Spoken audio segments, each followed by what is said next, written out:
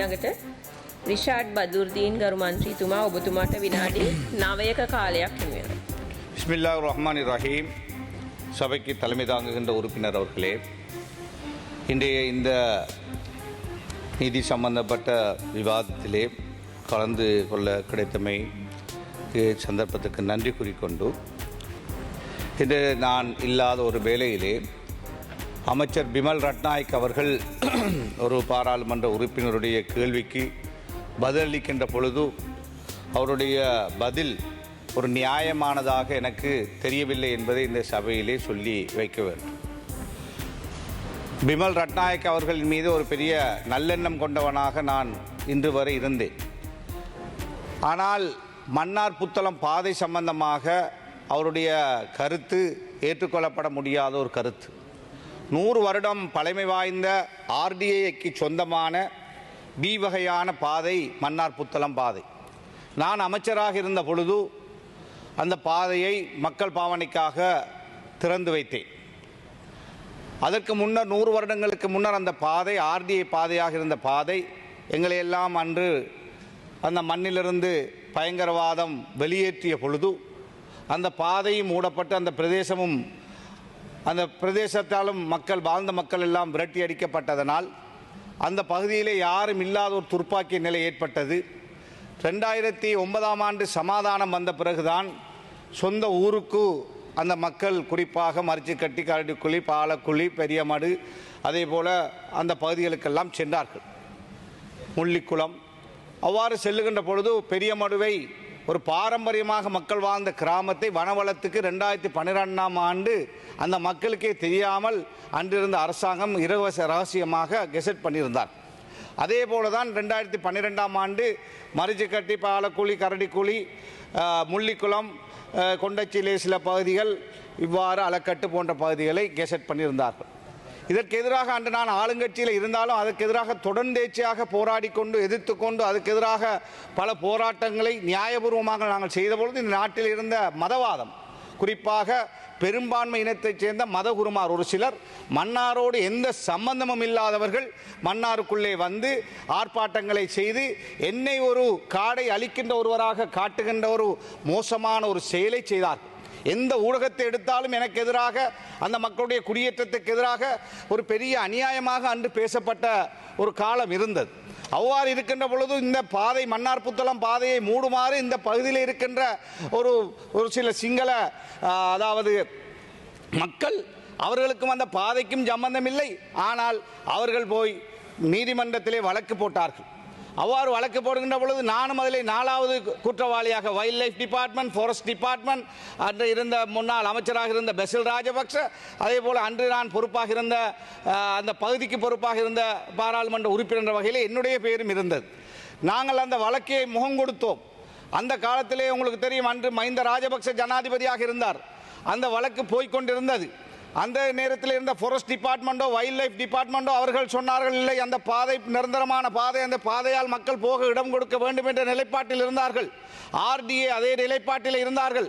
அதன் பிறகு வந்த ஜனாதிபதியாக வந்தவர் மைத்ரிபால சிறிசேன அதே நிலைப்பாட்டில் இருந்தார். ஆனால் அந்த வழக்கு இந்த நாட்டிலே இருக்கின்ற, உங்களுக்கு தெரியும், நீதிமன்றத்திலே வழக்குகள் செல்லுகின்ற பொழுது பல வருடங்களாக செல்வது வழமை.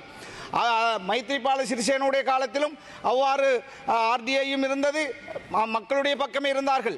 அதே போல வைல்ட் லைஃப் டிபார்ட்மெண்ட்டும் இருந்தார்கள் மக்களுடைய பக்கத்திலே, ஏஜி டிபார்ட்மெண்ட்டும் இருந்தார்கள் மக்களுடைய பக்கத்திலே. ஆனால் மைத்ரிபாலுக்கு பிறகு கோட்டாபே வந்தார். அவருடைய காலத்திலும் தான் அந்த பாதை இழுத்து மூடப்பட்டது. அதன் பிறகு மூடப்பட்டதென்றால் அந்த பாதை போக முடியாமல் இருந்ததனால், வழக்கு போய் கொண்டிருந்ததனால் அந்த பாதை மூடப்பட்டிருந்தது. அதுவரையும் இந்த பாதையினால் மக்கள் போய்கொண்டிருந்தார்கள். வாகனங்கள் போனது, நாங்கள் போனோம். மக்கள் 100 கிலோமீட்டர் யாழ்ப்பாணத்துக்கும் கொழும்புக்கும் இடையில் வருகின்ற பொழுது 100 கிலோமீட்டர் குறைவு. மன்னாரில் இருந்து வருகின்ற பொழுது புத்தளத்துக்கு வருகின்ற பொழுது 100 கிலோமீட்டர் குறைவு. நான் கேட்கிறேன், சிங்கள பிரதேசங்களிலே, நான் இனவாதமாக இதை சொல்லவில்லை, இது ஹம்பாந்தோட்டையில் இருந்தால் அல்லது கொழும்பில் இருந்தால், கம்பகாவில் இருந்தால் இவ்வாறான ஒரு அநியாயத்தை ஒரு அரசாங்கம் செய்யுமா என்று நான் கேட்கின்றேன். மைத்ரிபாலுடைய அரசாங்கம் அதற்கு எதிராக முடிவெடுக்கவில்லை, கோட்டாபேவுடைய அரசாங்கம் முடிவெடுக்கவில்லை, ரணில் விக்ரமசிங்கவுடைய அரசாங்கம் முடிவெடுக்கவில்லை, மஹிந்த ராஜபக்சவுடைய அரசாங்கம் முடிவெடுக்கவில்லை.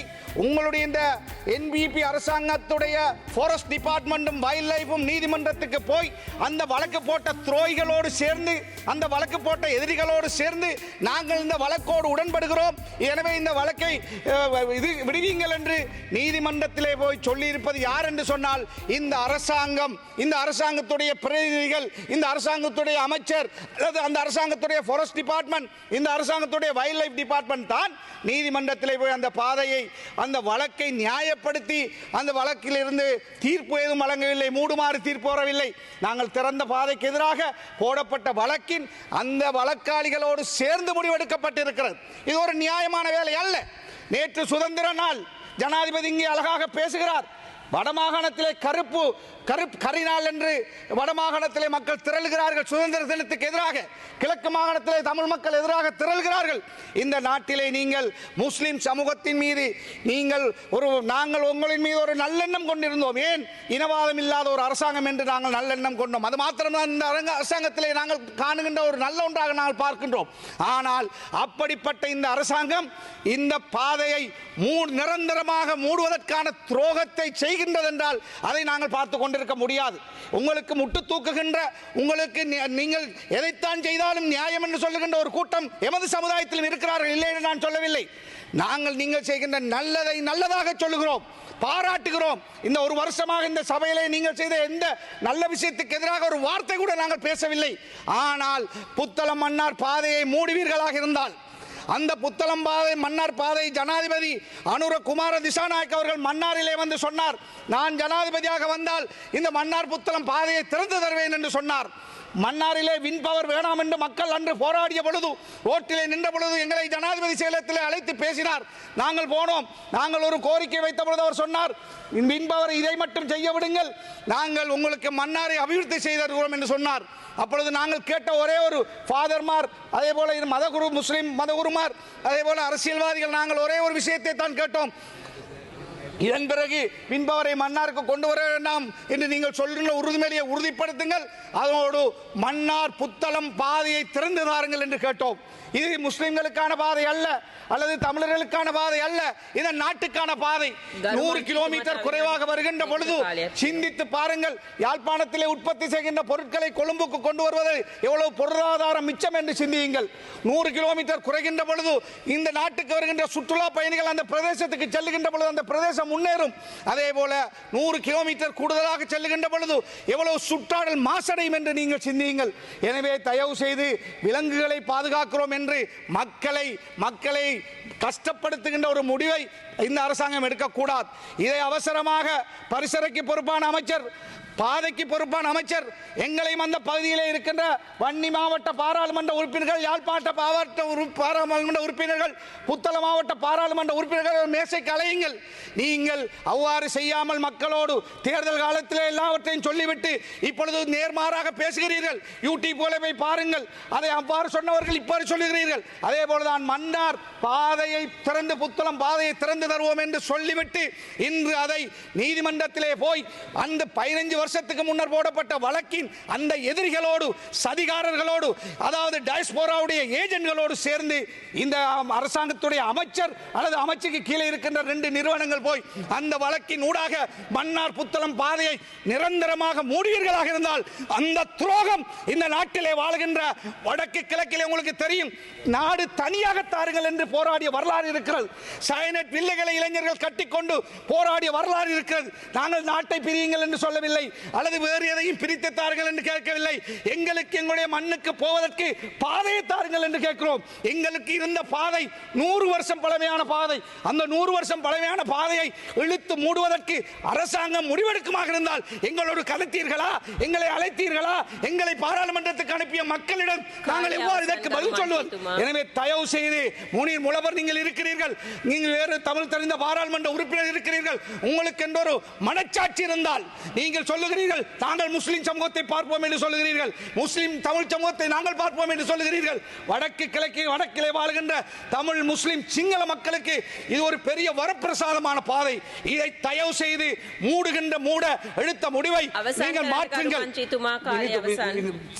30 செகண்ட் அண்மையிலே ஜனாதிபதி அவர்கள் புத்தளத்துக்கு சென்ற பொழுது அந்த மன்னார் புத்தளம் பாதையிலே ஒரு பெரிய அணைக்கட்டை கட்டுவதற்கு 600 மில்லியன் தருவதாக முடிவெடுக்கப்பட்டிருக்கிறது. தயவு செய்து அதை உடனடியாக நிறுத்துங்கள். அந்த அணைக்கட்டு கட்டப்பட்டால் நிரந்தரமாக மன்னார் புத்தளம் பாதை இழுத்து மூடப்படும் என்ற வரலாறு இந்த NPP அரசாங்கம் செய்தது என்ற தவறான முடிவு இந்த நாட்டிலே பெரிய அழிவை கொண்டு வரும் என்று கூறி விடைபெறுகிறேன். நன்றி.